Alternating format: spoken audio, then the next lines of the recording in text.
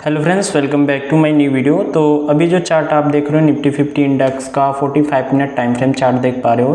तो निफ्टी में हमने जो कल एनालिसिस किया था, हमने यहाँ पे एक ट्रेंड लाइन ड्रॉ किया था कि इस ट्रेंड लाइन को कहीं ना कहीं निफ्टी ब्रेक करेगा, और निफ्टी ने बहुत ही अच्छे तरीके से इस ट्रेंड लाइन को बहुत ही ईजी तरीके से ब्रेक किया हुआ है। इसका रीज़न था, यहाँ पर हमने बताया था कि इस लेवल को मार्केट ने टच कर लिया है, जो 23,800 का लेवल है। मार्केट ने 23,800 के लेवल को टच करके यहाँ पे एक नेगेटिव सिंबल क्रिएट किया था हमें, जो कि एनालिसिस के अंदर हमने पहले ही बता दिया था।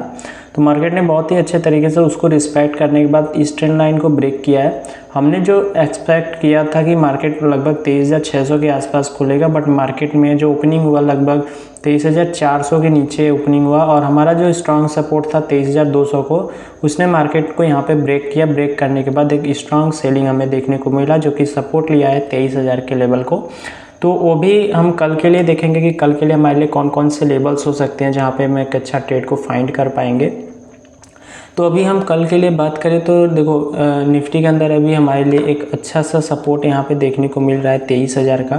बट ये 23,000 का सपोर्ट हमारे लिए स्ट्रॉन्ग सपोर्ट की तरह काम नहीं करेगा। रीज़न है कि अगर हम प्रीवियसली देखें तो 23,000 पे हमारे लिए एक बार बाइंग यहाँ पे देखने को मिला है, बट अब बाइंग जब भी आएगा 23,000 पे तो लगभग 23,200 के ऊपर निकलेगा मार्केट, तभी स्ट्रॉन्ग बाइंग हमें देखने को मिल सकता है। बट मार्केट ने अब क्या किया, अगर ध्यान से देखोगे तो इस ट्रेंड लाइन को यहाँ पे रिस्पेक्ट कर रहा है। तो हो सकता है कि कल के डेट में थोड़ी बाइंग आ सकती है, बट क्या है कि बाइंग स्ट्रांगली आने के लिए वहाँ पे भी मार्केट को कंसोलिडेशन के फेस को देखना पड़ेगा कि जब से ये लेवल ब्रेक होगा 23,400 का ऊपर का, तभी जाके एक स्ट्रांग हमें बाइंग ऊपर की साइड देखने को मिलेगी।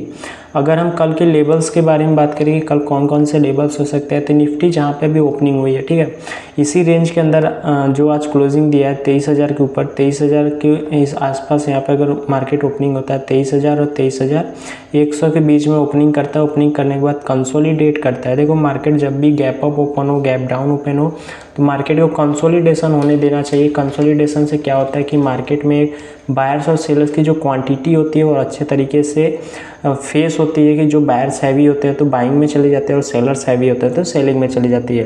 तो अगर मार्केट यहाँ पे रेंज के अंदर ओपन होने के बाद कंसोलिडेट करता है, कंसोलिडेशन के बाद अपसाइड का ब्रेक करता है, तो ये ध्यान रखना कि हमारे लिए फर्स्ट टारगेट होगा 23,400 का।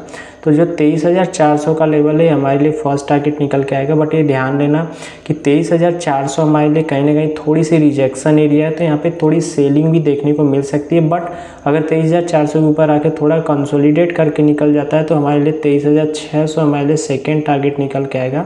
ये ध्यान देना कि 23,400 फर्स्ट टारगेट होगा, 23,600 सेकेंड टारगेट होगा। ठीक है, ये दोनों टारगेट ऊपर के साइड में हमें देखने को मिलेगा जब मार्केट रेंज के अंदर ओपन होने के बाद अप साइड में ब्रेकआउट देगा तब के लिए।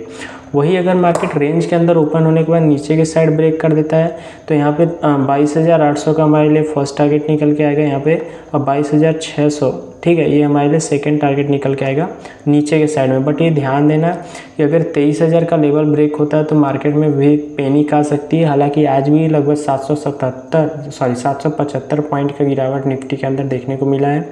हालांकि अगर ऐसे ही गिरावट देखने को मिलेगी तो निफ्टी कहीं ना कहीं 20-18 के आसपास फिर से आने के चांसेस बन सकते हैं, ठीक है।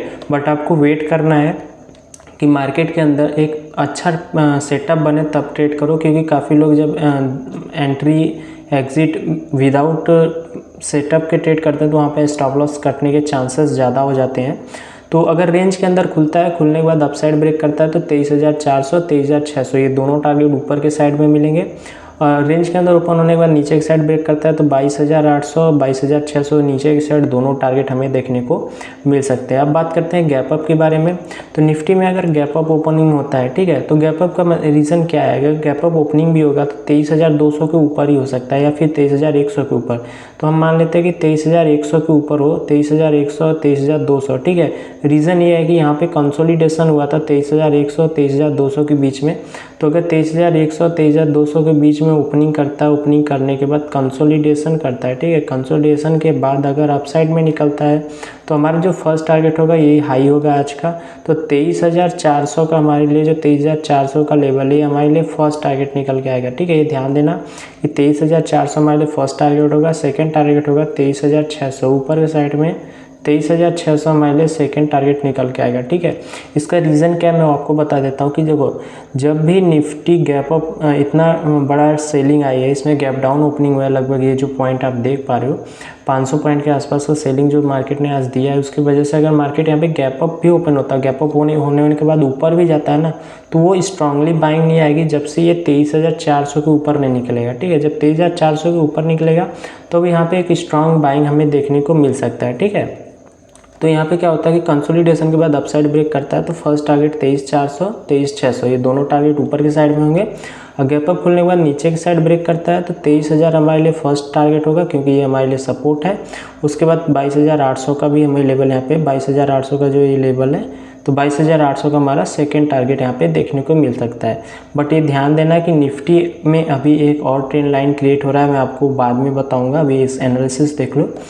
ठीक है, अब ये रेंज गैप अप हो गया। अब मान लेते हैं कि यहाँ पे गैप डाउन ओपनिंग होता है, तो गैप डाउन ओपनिंग होते ही आप यहाँ पे ध्यान देना कि जैसे ही मार्केट गैप डाउन ओपनिंग होगा, इस लेवल के नीचे कंसोलिडेशन करेगा, तो यहाँ पे जो सेलर्स हैं, यहाँ पे जो सेलर्स हैं और यहाँ पे जो सेलर्स हैं, यहाँ पे जो सेलर्स हैं, इनकी क्वांटिटी हाई हो जाएगी।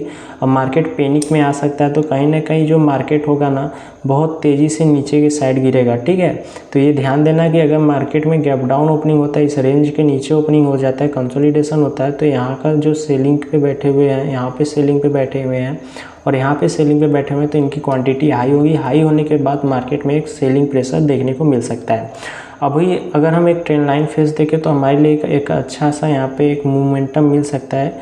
मार्केट अगर इस ट्रेंड लाइन को रिस्पेक्ट कर रहे हैं, ठीक है, अगर इस ट्रेंड लाइन को रिस्पेक्ट करता है तो हमें एक अच्छा सा बाइंग देखने को मिल सकता है। रीज़न कब ये बाइंग हमें तब मिलेगा जब मार्केट इस लेवल को सस्टेन करके ये लेवल जो 23,200 का है इसको ब्रेक करके रीटेस्ट करके मूव देता है, तो हमें अपसाइड के लिए एक छोटा सा बाइंग देखने को मिल सकता है। बट निफ्टी अगर हम बड़े टाइम फ्रेम पे जाके देखें, अगर 4 आवर टाइम फ्रेम को चेकआउट करें, देखोगे थोड़ा सा पैनिक है। बट अगर हम आपको एक अच्छे सा प्राइस एक्शन बेस्ड सिंबल दिखाएं तो कहीं ना कहीं निफ्टी एक हैमर क्रिएट किया है। अगर आप देखोगे तो जब प्रीवियसली एक बार यहाँ पे ये कैंडल, जब इस कैंडल का नाम कमेंट में ज़रूर बताना, जब यहाँ पे एक कैंडल क्रिएट किया था तो यहाँ से मार्केट में एक बाइंग आई थी और मार्केट फिर से यहाँ पे एक हैमर क्रिएट कर रहा है, तो यहाँ से क्या हो सकता है कि फिर बाइंग आ सकती है। उसके बाद अगर ध्यान से देखोगे तो प्राइस एक्शन के बेस पे यहाँ पे एक डब्ल्यू पैटर्न क्रिएट हो रहा है, तो यहाँ पे हो सकता है कि कल के डेट में निफ्टी के अंदर थोड़ी बाइंग देखने को मिले। अगर इसने 24,000 के लेवल को ब्रेक किया तो ये नेकलाइन हो जाएगी। आपको डब्ल्यू पैटर्न आपको मालूम है कि डब्ल्यू पैटर्न में नेकलाइन होता है, नेकलाइन को अगर ब्रेक करता है तो मार्केट अपसाइड का मूवमेंटम मिलेगा। तो जो भी यहाँ पे मूवमेंटम यहाँ तक आया, अगर नेकलाइन को ब्रेक करता है तो कहीं ना कहीं 26,000 के लेवल तक हम फिर से निफ्टी के अंदर जा सकते हैं। तो प्राइस एक्शन के हिसाब से निफ्टी में जो हैमर्स बना हो सकता है कल पॉजिटिव हो निफ्टी, बट वेट करेंगे कि क्या मोमेंटम हो सकता है। ठीक है, अब हम चलते हैं बैंक निफ्टी की तरफ और बैंक निफ्टी के लेवल्स को चेक करते हैं। देखो बैंक निफ्टी के अंदर भी हमने जो कल एनालिसिस किया था उसके फेस पे बैंक निफ्टी ने बहुत ही अच्छा वो जो टारगेट दिया था वो कंप्लीट किया। हमने यहाँ पे भी ट्रेंड लाइन को ड्रॉ किया था और हमने बताया था कि इस ट्रेंड लाइन का ब्रेकआउट बहुत स्ट्रांगली होगा, क्योंकि ये लेवल जो थे सेलिंग लेवल थे। यहाँ पे जो भी सेल किए थे उनकी क्वांटिटी यहाँ पे ऐड हो गई होगी, तो यहाँ पे सेलिंग आएगी और मार्केट ने बहुत ही अच्छे सेलिंग दिया। हमने ये लेवल भी दिया था 54,000 का, ये स्ट्रॉन्ग सपोर्ट है। मार्केट ने इसको रिस्पेक्ट करके नीचे एक साइड आया और मार्केट लगभग 53,700 या 600 के आसपास में आके रुका हुआ है। तो अगर हम ध्यान से ओवरऑल देखें तो बैंक निफ्टी के अंदर भी अगर हम बड़े टाइम फ्रेम पे जाते हैं 4 आवर टाइम फ्रेम, तो यहाँ पे भी एक अच्छा हमें कैंडलस्टिक पैटर्न क्रिएट होता हुआ दिख रहा है। यहाँ पे भी हमें एक डब्ल्यू पैटर्न की जैसे वर्क करता हुआ दिख रहा है मार्केट के अंदर। तो कहीं ना कहीं ये डब्ल्यू पैटर्न अगर एक्टिवेट होता है तो इसका नेकलाइन जो होता है 55,000 का है। 55,000 के ऊपर मार्केट निकलता है तो फिर से हम कहीं ना कहीं 60,000 या 59,000 के लेवल तक बैंक निफ्टी में भी आ सकते हैं। ठीक है, तो ओवरऑल बात करें तो निफ्टी और बैंक निफ्टी में जो भी गिरावट होनी थी अब हो चुकी है। अब कोई स्ट्रॉन्ग गिरावट होने के चांस नहीं है प्राइस एक्शन के हिसाब से। हालांकि कोई न्यूज़ आती है तो उसके कोई अलग चांस हो सकते हैं, बट प्राइस एक्शन के हिसाब से तो अब सेलिंग नहीं आनी चाहिए निफ्टी और बैंक निफ्टी के अंदर। ठीक है, तो आई होप कि आपके जो भी हमने लेवल्स बताया आपको क्लियर हो गया होगा। तो मिलते हैं अपने नेक्स्ट वीडियो में, तब तक के लिए धन्यवाद।